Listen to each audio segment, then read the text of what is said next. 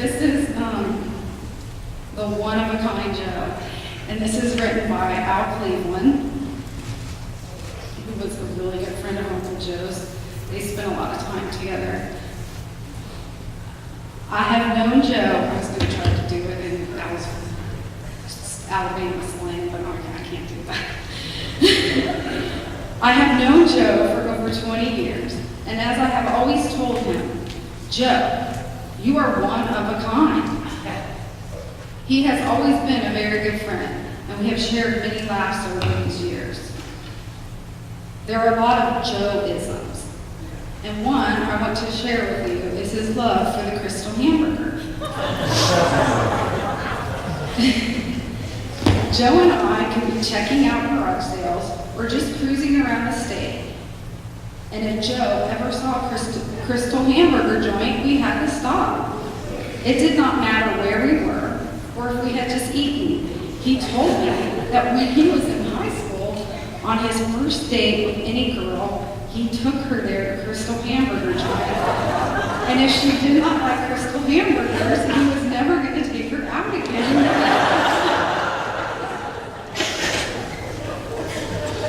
He never did admit that was the reason he never found just the right girl.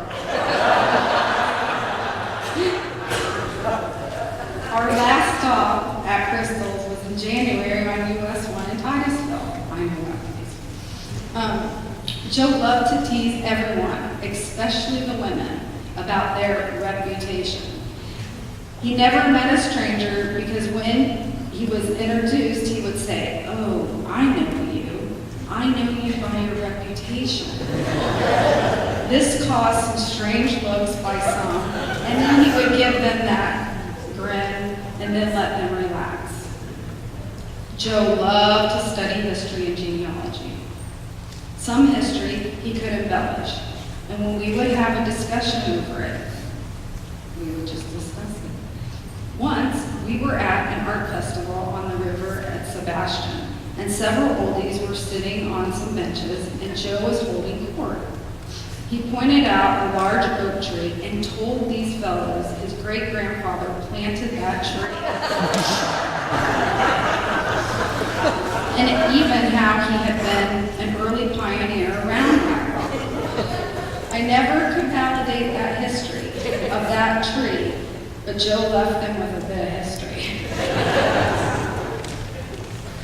Joe was a lover of Cocoa Beach and Brevard County and wanted to preserve the history. I do not recall Joe ever saying a bad thing about anyone, even if it was someone that may have disagreed with him. He loved all his family and often talked about all of them and their get-togethers. At last, Joe loved being mayor of Cocoa Beach, and he wasn't shy about telling you he served as the mayor. After the last election, he was very happy to have two of his friends elected as mayor of their respective cities, Cocoa Beach and Cocoa. He was mentoring them. He told me he was advising them. He told everyone the best thing about being mayor was getting to be the first in the food line. He always said, if you want someone to come to an event, throw out a little food.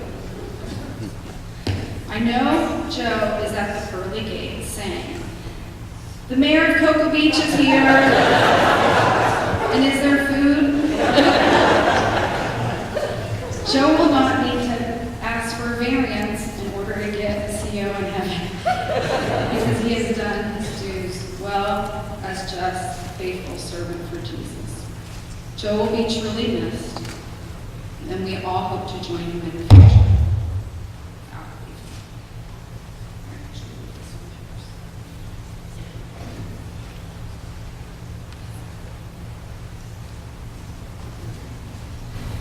This is from Dr. Fusco of the Life Shape, who wrote, "It was with great sadness that I learned of the passing of Joe Morgan. I first met Joe at one of our Life Shape weight loss seminars over 10 years ago. He introduced himself after my presentation, as was his custom. as a former mayor of Cocoa Beach. There's a whole... We talked for a while, and then he told me he was going to get lap band surgery. This was a procedure to lose weight, and he would meet me in the office. I feel very comfortable talking about Joe having a lap band because Joe, he told everybody. He never hid it. More than one patient would see me in the office or come to a seminar and say, I met the mayor of Cocoa Beach at a cocktail party, and he told me I should get lap bands. Joe was our 10th patient. Later this month, it would have been 10 years for his band. He maintained a greater than 100-pound weight loss for all these years. I can't say he did it in a way that would be considered textbook. He never weighed or proportioned. He loved to tell me that he liked to have just one bite of ice cream most days. On the other hand, he could always be spotted at the health class, working out, and came in for all his follow-up appointments and band adjustments. More than anything, Joe had a great attitude. He always showed up at the office, told me a joke, even if it was the same one. Joe also was one of the most memorable speakers at our patient information seminars. Joe was unmarried and was an incorrigible flirt. He referred to himself as a stud muffin and asked the ladies if they wanted to feel his port, all in his unusual and daring manner. Joe's many accomplishments are touched upon in the Florida Today article. I know Joe would have liked to have seen the 100-year anniversary of his beloved Cocoa Beach. Joe would have liked knowing that one of his doctors referred to him as a thin 77-year-old male. We at LifeShape are all saddened that Joe lost his fight to cancer. He will be greatly missed.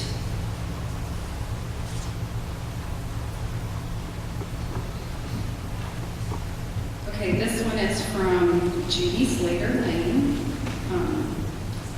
She is a longtime resident and friend of Uncle Joe's and my dad's. You know, Joe and Tim are the first two men my girlfriend Patsy met when we first came to Cocoa Beach. We went to eat at Alma's, and they greeted everyone at the door. Joe is one of the few old-timers in Cocoa Beach that I have adored since February 1966. The average age was about 30 then.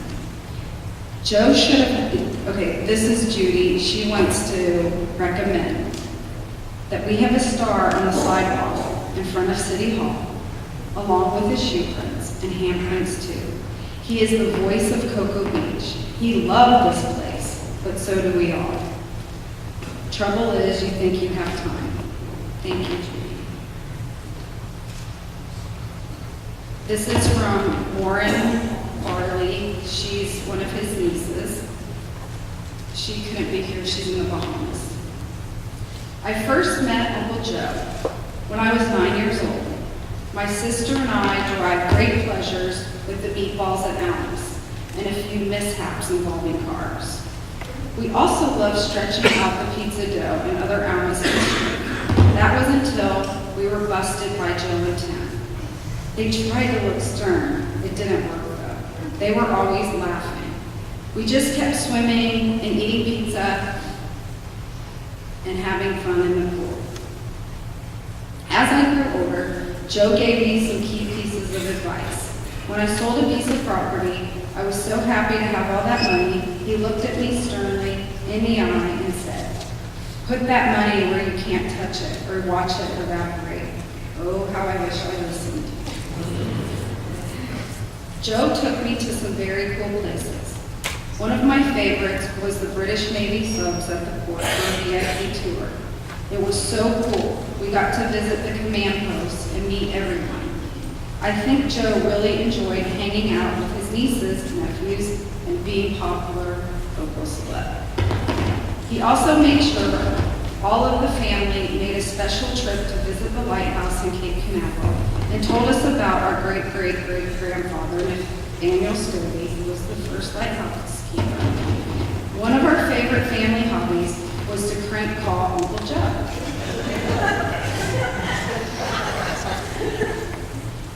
We did this often throughout the years.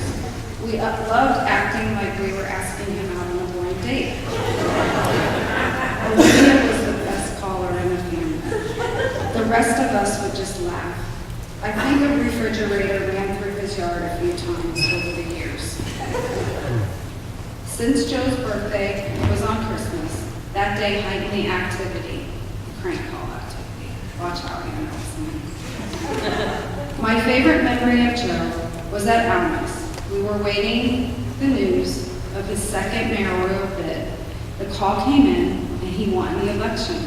He jumped up and down for joy, and his pants fell down. We all fell on the floor laughing. Joe loved the experience of life. He was always so sad when a family member passed away. We would hold hands and comfort each other, then take a family picture. I loved Joe's enthusiasm. He always seemed to care about everything he would say. When I just recently returned from Colorado for work, he asked me every question you could imagine about my time. He was truly excited about my answers. Thank you, Joe, for being my uncle. I can hear you laughing as I write this. I am sure you are conducting an ice cream social in heaven right now. Joe would have been so honored by everyone's comments, actions, the governor giving permission for the flags to fly half-mast, the fire truck, the firemen out front, news coverage. The family would like to thank Riverside Presbyterian for all their condolences and pouring attention to us. And we thank them for the food that they will be providing for us in Fellowship Hall. Thank you to the Elks Lodge, Ollie, Nick, and Bill, and to the Masons. Uncle Joe always made me laugh, just as his presence. Whether he was leaving his historical brochures all over the place, being the first in the buffet line, and many more. He just had a great charisma about himself.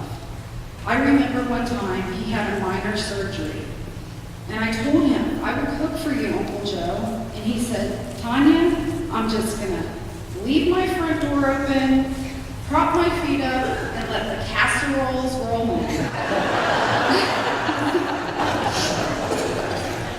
I have so many fun memories of Uncle Joe.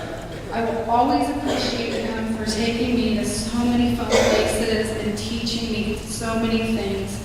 I think I've met everybody here because of Uncle Joe. That's why he taught us about my mom's side of the family, the lighthouse, and that's why it's so important to him. It's so significant in our family, and Uncle Joe took us there and he shared with us our family history.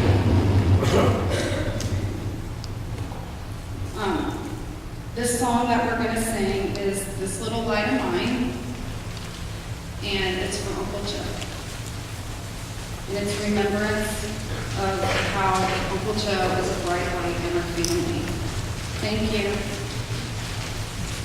Can everybody stand while we sing this song? Thank you so much for the opportunity to share these precious memories together. Bless this family and bless our time in Christ, whose name, person who taught us to pray, saying, Our Father, who art in heaven, hallowed be. You'll find the words printed in the bulletin.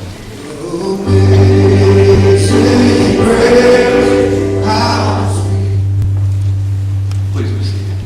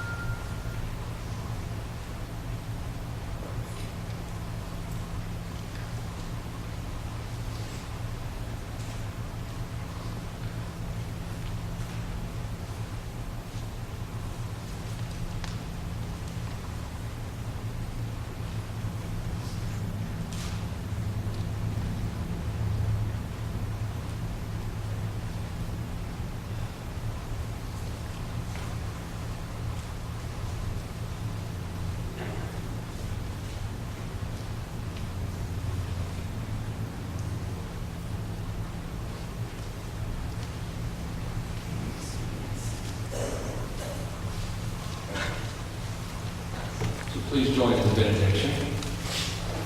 Jesus said, "Peace I leave with you, my peace I give to you. Not as the world gives do I give to you." He also said, "Let not your hearts be troubled, neither let them be afraid." The grace of the Lord Jesus Christ, the love of God, and the fellowship of the Holy Spirit be with you all. Amen. Please stand. We're going to call the family over to the fellowship hall.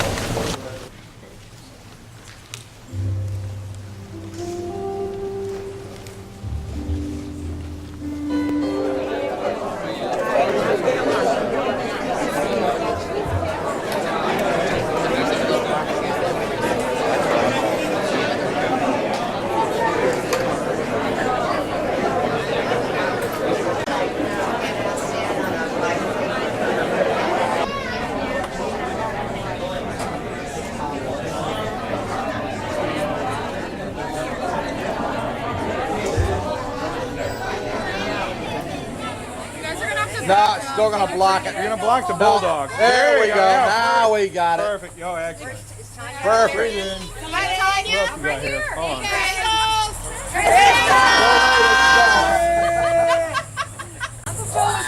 Uncle Joe was very, very worried about where this picture was. Oh, he left that to Timmy. And he always thought it would end up in somebody's bar. And we didn't want that to happen, so we were going to, Yeah, we love every those. year, we were going to pass it around for family. Yeah, we love them dogs. But Dan Maltby has graciously said they would like to have this in the Masonic Lodge and keep an hour of the chapter. So we're going to let So we'll make sure that it gets hung in the right place, Gotta get home. and that the Morgan family is always welcome in Canaveral Masonic Lodge. Thank you. And I always made a point to visit Lodge mid-afternoon because I knew that Joe would be there. And as soon as I got there, the freezer would open up and we'd have a bowl of ice cream.